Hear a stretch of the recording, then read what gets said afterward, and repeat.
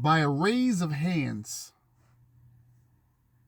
how many of y'all watching right now claim to be spiritual? I need hands, please. Don't worry, I can see them. How many of you out there claim to be spiritual? You're not religious at all. You don't want no part of religion.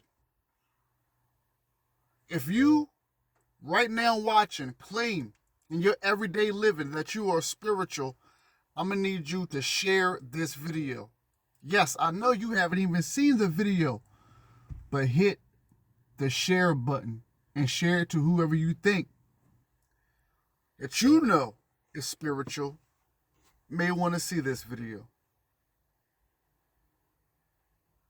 There are some of you watching every day that use the word I'm spiritual, whether it's tarot cards, whether it's crystals, affirmations like the minister uses. You claim you are spiritual, right? In this video, the minister is going to see how spiritual you are. We in 2025, you see what's going on in the news. You hear about the government shutdowns. You hear about these spaceships supposedly coming from outer space on our way to our atmosphere. You see people struggling to try to make ends meet, paycheck to paycheck. And you also see, my spiritual family, people who are going through a mental depression. You're seeing this. You may be experiencing this yourself. So before I get started with this video, I want to ask you again. You spiritual, right? You spiritual. In everything you do on your daily basis, I want you to hold that down. Stand by your word as the minister gives you a lot of your truth on who you really are spiritually. And to my religious family that may be watching, there's a lot of stuff that has been hidden from you. To my people who go to church every day, you are not the culprit. You are the participator, some unknowingly. But my brother and your brother, Christ, 2,000 years ago, the ones that you may know of, Jesus, Yeshua, whatever you name you may know him by, that energy came here 2,000 years ago and did exactly what the minister now, 2,000 years later, me and so many more of me, have to do, because we as a collective have fell in love with this illusion that is now disintegrating in front of our face. So yes, I have every right as an ordained metaphysical minister to ask you that question before I give you this powerful, powerful truth that even if you're not ready to receive, my gosh, you have no choice to receive. So going on 4 minutes before I go in, and anybody who watch any of my videos, you know once I go in, what happens? The minister goes in. So before I give you this truth revealing information about you and all of us in this planet, share now. Hit the like, heart, whatever it is, now. And my final question before I get started. You spiritual, right, my brother? You spiritual, right, my sisters? Okay, let's get started. Family, first and foremost, I want to thank you for taking the time out your busy schedule to rock with the good minister. I am ordained metaphysical minister Dr. Corbin reporting live. You are now rocking with the Cosmic Christ University. If you don't know, this is the home of the esoteric and metaphysical knowledge. Today's topic, we're going to be talking about and giving you information about the Gnostics and Gnosticism. The Gnostics were the early Christians, the ones that you go to church and you give your tithes to, and they give you your truth spiritual truth about who God is and who Jesus was in your life. These people know about the Gnostics. In fact, they pushed the Gnostics out the way, took their knowledge, and then tainted their knowledge. So what you have been given, my religious people, is not the truth about Jesus. It hasn't been the truth about God. It's a watered down version of what it originally was. So you talking about spiritual power and your spiritual nature, okay, I hear you. And I've been hearing you. But this time now in the age of Aquarius, family, I need you to get it together, and we need to get it together, and we need to come together. Because once we come together in the love of the Christ consciousness that is within us, we can change this world and the evildoers that are doing evil amongst the people of God. Let's go. The Gnostics. You're spiritual, okay. We'll see by the end of this video how spiritual you are. At the core of Gnosticism, you should know how to spell that now. At the core of Gnosticism is a specific spiritual experience grounded in vision and union that does not lend itself to the language of theology and philosophy, but it instead has a close affinity to and expresses itself through myth. I did not come here to play at all.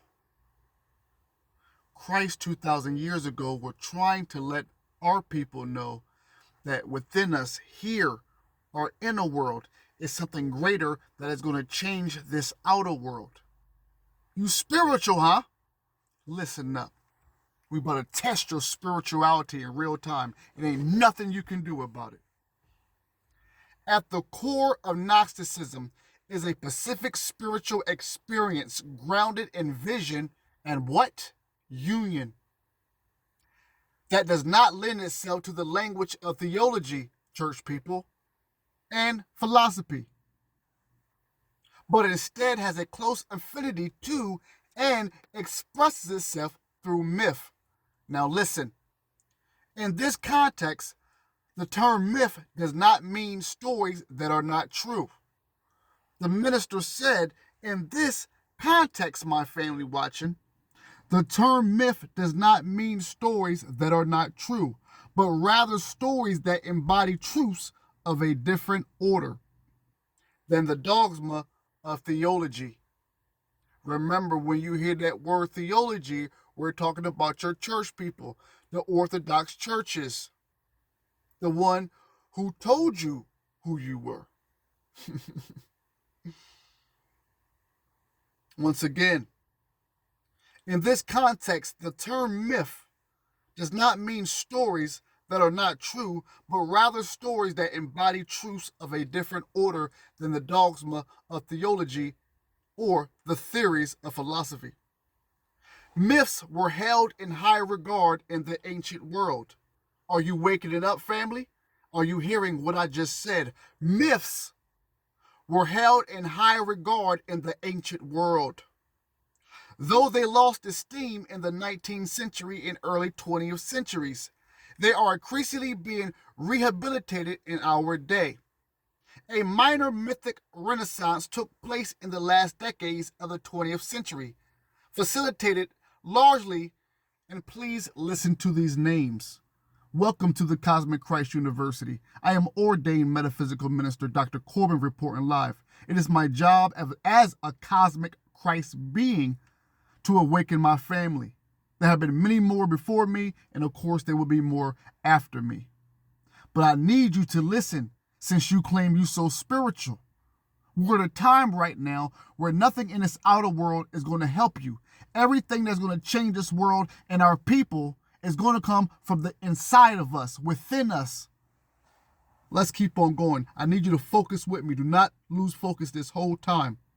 A minor mythic renaissance took place in the last decades, family, of the 20th century, facilitated largely by C.G. Jung, that's Carl Jung, Carl Gustav Jung, C.G. Jung. Please have pen and pad unless you're driving. Carl Jung, J-U-N-G. If you're spiritual, this is your spiritual tester. How many of y'all have heard about C.G. Jung? Carl Jung. Carl, J-U-N-G, Jung.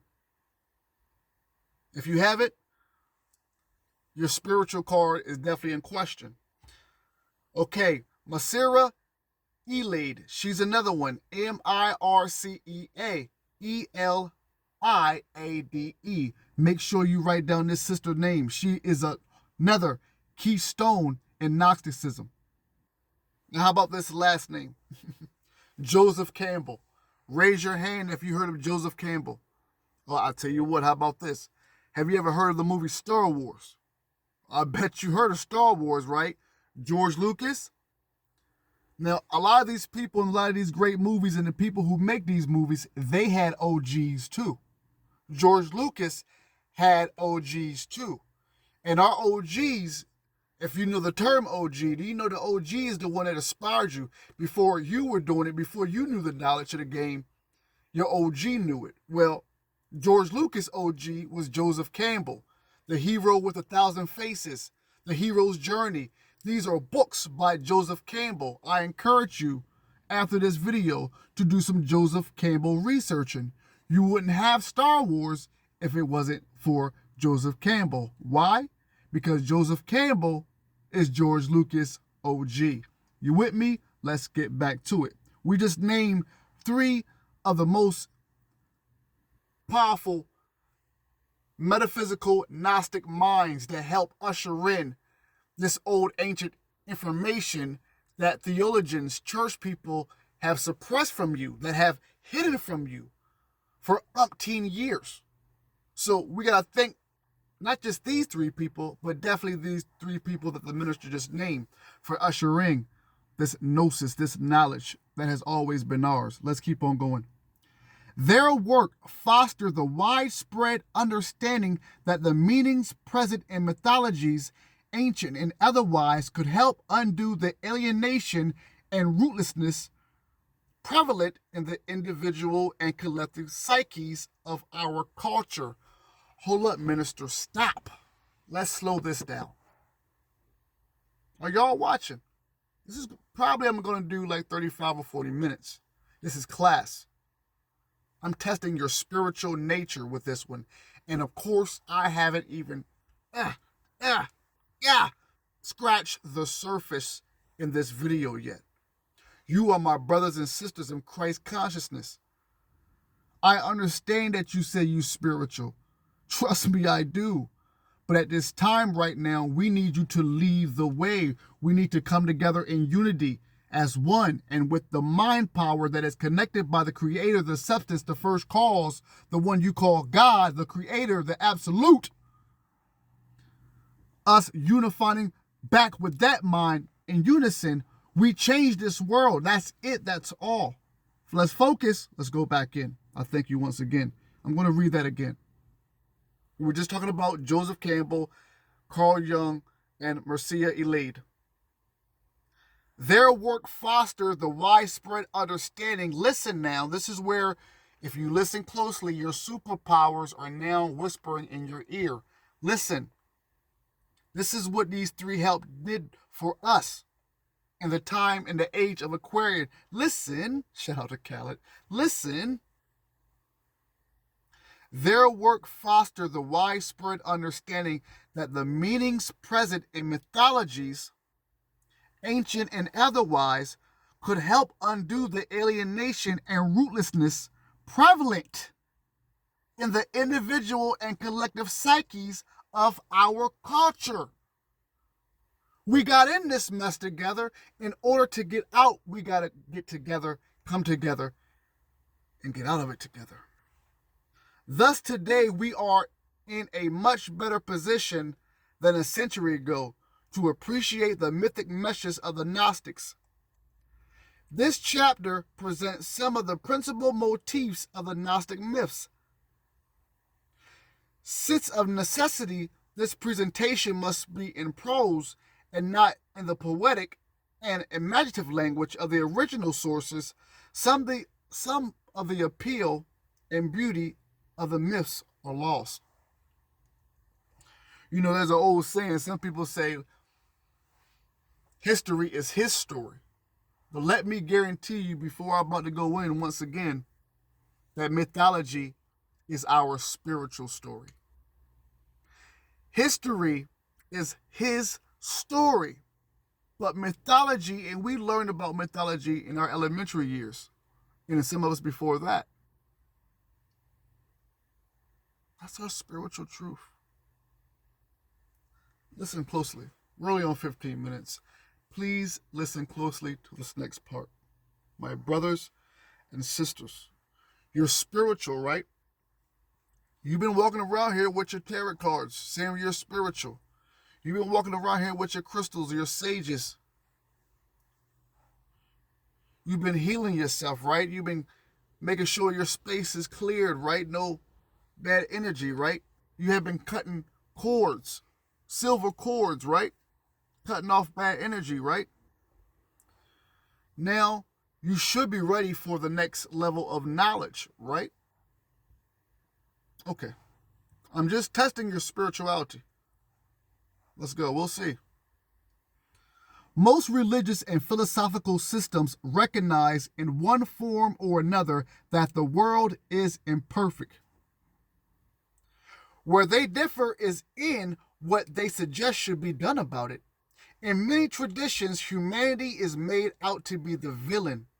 Mainstream Judeo-Christian thought, for instance, holds that the transgression of the first human pair, we're talking about Adam and Eve, participated a fall not only of the human race, but of all creation. The flaws and evils of earthly life are considered the consequences of this fall. Some extreme environmentalists espouse a position that seems like a latter-day secular translation of the doctrine of the fall. Human beings are seen as the despoilers, the original sinners, who perennially destroyed the natural paradise. Now, Gnostics have a perhaps unique and startling view of these matters. But let's stop there before we get to the Gnostic view. And I thank you for your patience, because we still haven't scratched that surface yet in this video, but we are getting mighty close. If you let Orthodox religion, especially Christianity, tell the story, Adam and Eve, especially Eve, was the reason why humans, if you're going through depression, if you watch them and going through anxiety, stressing, worrying, you have a fear, well, Christianity, Orthodox religion have your answer. They said that our original parents, Adam and Eve, ate the fruit. Once they ate the fruit from the advice from the serpent, then we have failed and fell all the way to this descent matter. Once again, only giving you a half, not even that portion of the truth. But the Gnostics knew something different. And remember, my church people, I encourage you to research the Gnostics. Gnostic, obviously. They were also known as early Christians. They called themselves back in the day, before a lot of your Orthodox Christians were even thought about being brought up. They called themselves early Christians.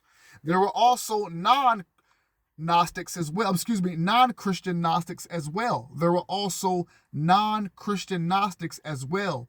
Have you ever heard of the Hermetic laws or Hermeticism? They were also known as Gnostics. So you had the Gnostics who were Christians and the Gnostics who were non-Christian at the same time that your Orthodox Christians were doing what they were doing. Let's bring that back once again, because this is what, and I want you to listen close. Everything that we're going through, if your life feels upside down, this is what your churches have taught you is the reason why this is going on in our world. But this is not what the Gnostics knew at all was the truth. But I want you to hear what you've been taught for ever, right? Listen. Most religious and philosophical systems recognize in one form or another that the world is imperfect. Imperfect. Where they differ is in what they suggest should be done about it. In many traditions, humanity is made out to be the villain. That means that me and you are made out automatically, born out of sin, remember. We are automatically made to be the villain. Mainstream Judeo-Christian thought, for instance, holds that the transgression of the first human pair, once again Adam and Eve, precipitated a fall not only of the human race, but of all creation. The flaws and evils of earthly life are considered the consequences of this fall.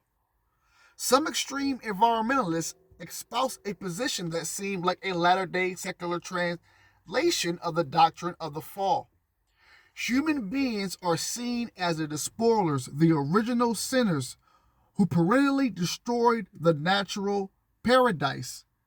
If you go to church not every day, but if you are a faithful church goer, this is what you have to believe. You have no choice to believe, because you were raised to believe that you were born out of sin because of what Adam and Eve did in the Garden of Eden, right? But the Gnostics, who had information that was earlier than your Orthodox teaching family, but the Gnostics, who information mostly is earlier than what your Orthodox teachers knew, had something different to say. Now, listen to this. Gnostics have a perhaps unique and startling view of these matters. They hold that the world is flawed because it was created in a flawed manner. This is where I gotta put a smile on my face at this point. The reason why is because with great power comes great responsibility. You can easily walk around planet Earth and say that you are spiritual and have not gone through any trials and tribulations, struggles through the fire, through the alchemy, and out comes this new enlightened being. If you have been through this, then you truly understand what I'm talking about when I say that it's you, by you knowing that not your will, but the will of God. When you understand that what is in, not without, that you control your mind, not the elements. Once you understand this, and you're not parading just being spiritual because it's the new trend out now, then you graduate to higher levels. It never was about staying in this world. Even if you were a follower of Jesus, Christ said, I am not from this world. I may be in this world, but I'm not of it. Don't you think that goes for you too, followers of Jesus? Let's continue reading. Like I said, I'm probably who knows? We're going to see how the vibes go. But if you notice, I have been stopping and I've been asking my spiritual people as we increase the level, because now we're really about to increase the level in this presentation. So you say you're spiritual, huh? Okay. Let's go. Let's read this one part again. Gnostics have a perhaps unique and startling view of these matters. The Gnostics say, or they hold, that the world is flawed because it was created in a flawed manner. Not you, family. You ain't the problem. You ain't the issue. The Gnostics never looked at us as the issue. This is what they said. They hold that the world is flawed because it was created in a flawed manner. Let's keep on going. Gnosticism begins with the recognition that earthly life is filled with suffering and impermanence. And I quote, life is hard and then you die is an adage that Gnostics agree with, although they might modify and thus offset the first part. Now, let's read that again respectfully. Gnosticism begins with the recognition that this earthly life that we're living is filled with suffering and impermanence. The quote, life is hard then you die, is an adage that Gnostics agree with, although they might modify and thus offset the first part. Well, the first part said life is hard. So does the Gnostics disagree that life is hard? Well, let's keep reading. All forms of life consume other forms to nourish themselves, thereby visiting pain, fear, and death upon one another. Let's read that again. I told you we're going to crank the level up each minute we go by. Listen closely. All forms of life consume other forms to nourish themselves, thereby visiting pain, fear, and death upon one another. This truth pertains even to the herbivorous animals who live by destroying the life of plants. In addition, so-called natural catastrophes, earthquakes, floods, fire, droughts, volcano eruptions, plagues, bring suffering and death in their wake. The more complex an organism is, the keener is its sense of suffering and distress. Are y'all with me on this one? I just feel like I need to read that again. I mean, we know what happened in 2020. We know what happened in 2020. A lot of people, not too many people talk about it, but we remember, right, what happened in 2020.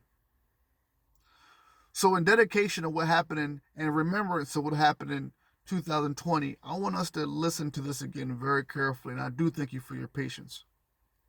Gnosticism, the early Christians family. Gnosticism, the Gnostics.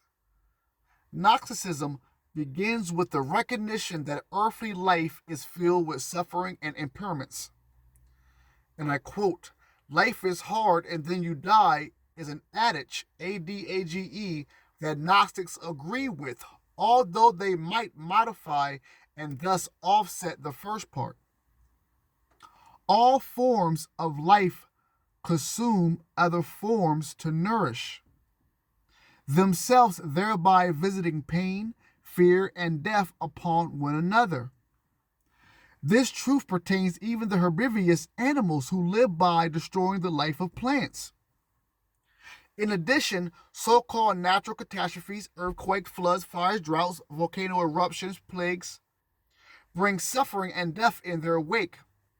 The more complex an organism is, the keener is its sense of suffering and distress. To face these alarming facts squarely is not easy, family. We know this. Most human beings have a strong psychological need to perceive life as, in some sense, being and potentially happy. Gnostics and Buddhists have often been labeled pessimists and world haters because of their willingness to look the dark face of the world in their eye.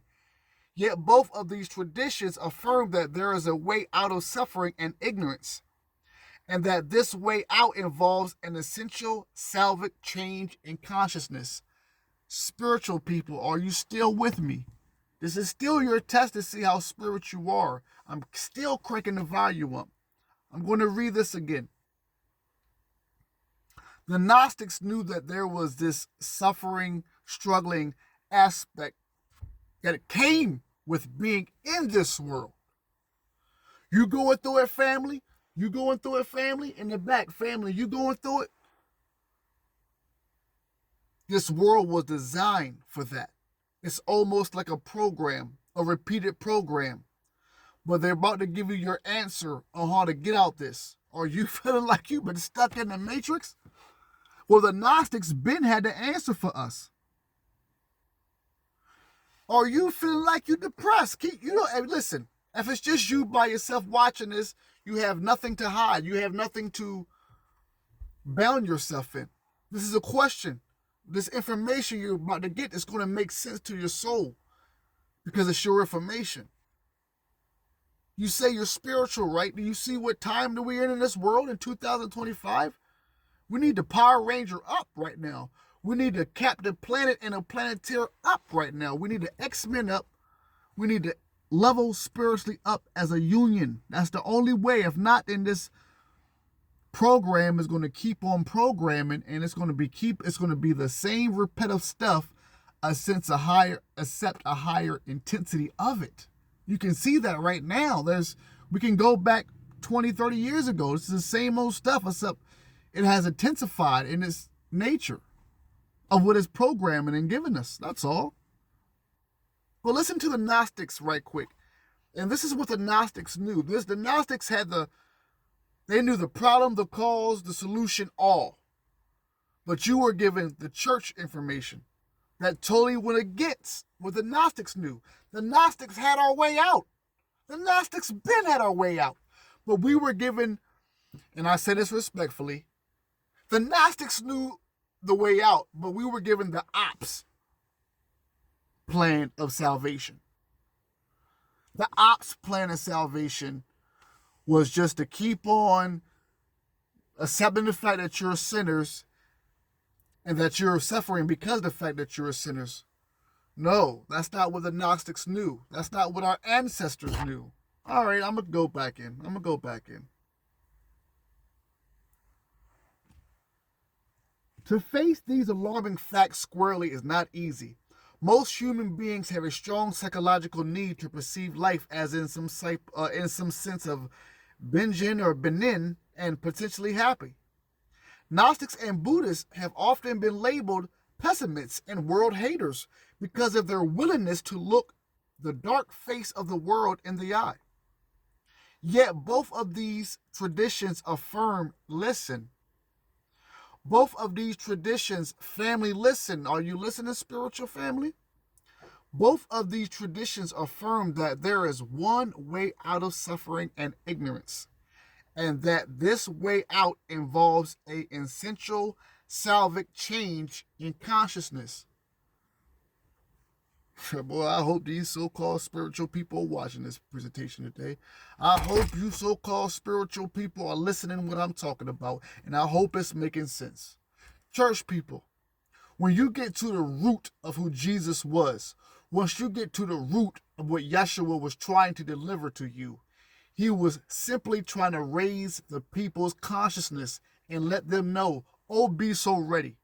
Because in 2,000 years from now and thousands of years after this, you're really going to need the power of your inner mind to get you through this physical world as it disintegrates right in front of your face.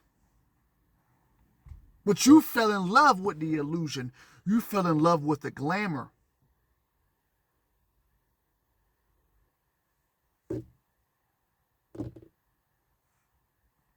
As long, going back in now. Remember when I was telling you the volume of this presentation is the knowledge is gonna just keep getting higher. 33 minutes. Ironically, 33. Let's go. As long as a person will not raise his or her consciousness beyond the physical world to higher spiritual realities, the soul enslavement in darkness, whether darkness in the outer physical world or in the world of the mind, continues. Stop, minister. Let's just stop here. You know, there are some of you, brothers and sisters, the bills couldn't get paid, right? You didn't know how you was going to get work. Brothers out there, you know, you're working to make sure that your baby son, your baby girl got diapers, got food on the table. Mother's working 2 jobs. And, you know, you go home and you retire for the day or retire for the night. And you got these worries on your mind. You got things that you stress about, you know, problems that just seem to pop out of nowhere. You looking for answers. You can't find them in the church, right? They judge you maybe. They tell you what you have been looking up is wrong and black magic. Family, a lot of you act like you didn't have an answer. And I understand. You have an answer now, family. I'm going to read this again to you.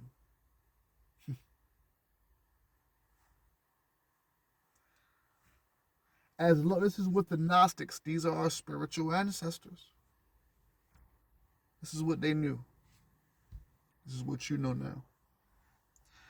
As long as a person would not raise his or her consciousness beyond the physical world to higher spiritual realities, the soul's enslavement in darkness, whether darkness in the outer physical world or in the world of the mind, continues.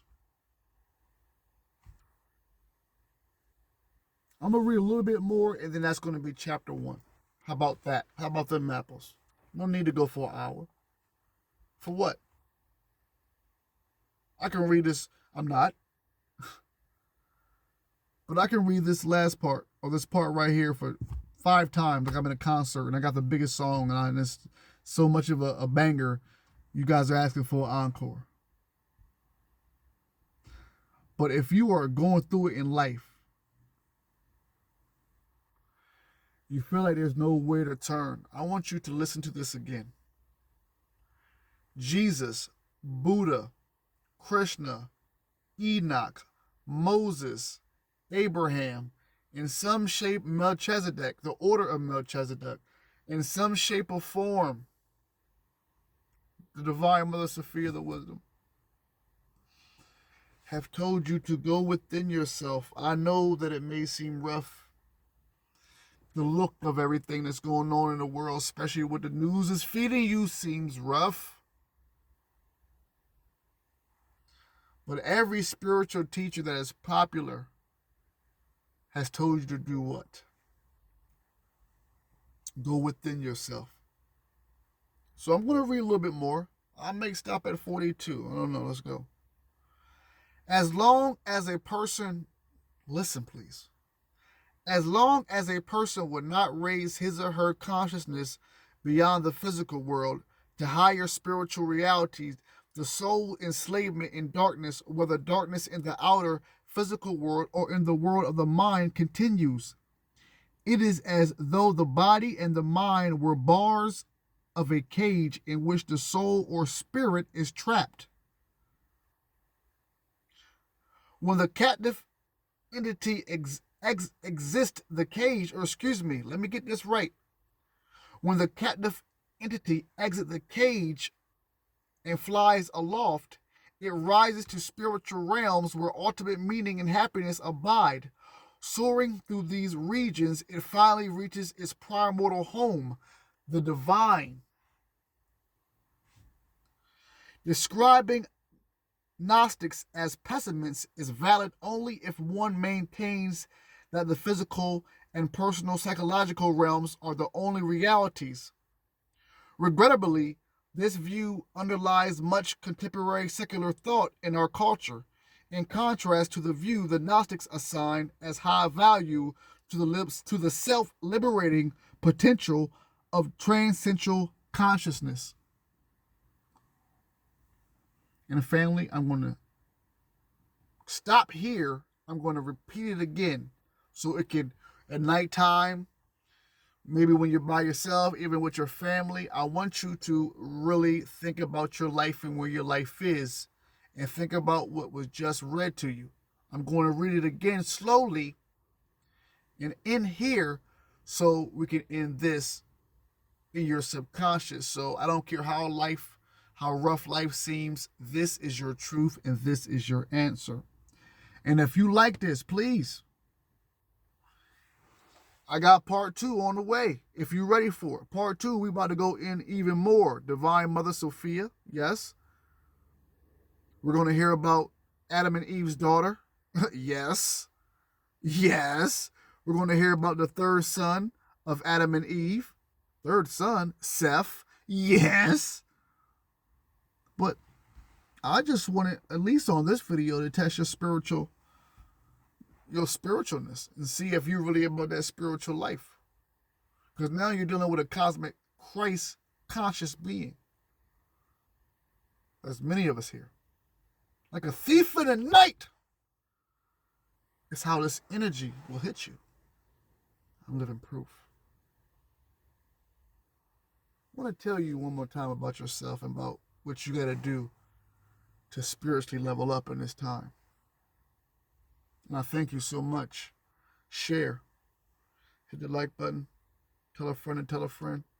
I'll see you on TikTok. Cosmic Christ University on TikTok as well. Listen to this. As long as a person will not raise his or her consciousness beyond the physical world to higher spiritual realities, the soul's enslavement in darkness, whether darkness in the outer physical world or in the world of the mind, continues. It is as though the body and the mind were bars of a cage in which the soul or spirit is trapped. When this captive entity, that means you, exit the cage and flies aloft, gets out the cage, it rises to spiritual realms where ultimate meaning and happiness abide. Soaring through these regions, it finally reaches its primordial home, the divine. Primordial, by the way. So family, yeah, part 2 is coming. You're spiritual, right? Okay. As this world, as the illusion continues to disintegrate, guys, if you ever feel lost, please come to the Cosmic Christ University on YouTube. Please view the videos that I have for you. Concerts, esoteric knowledge, of course, trips to Egypt, Cairo, the truth of who you are. It's all here at the Cosmic Christ University. Come join us and tell a friend to tune in to the Cosmic Christ University, the home of the esoteric and metaphysical gnosis. Cosmic Christ beings, awaken. We are here. We are here.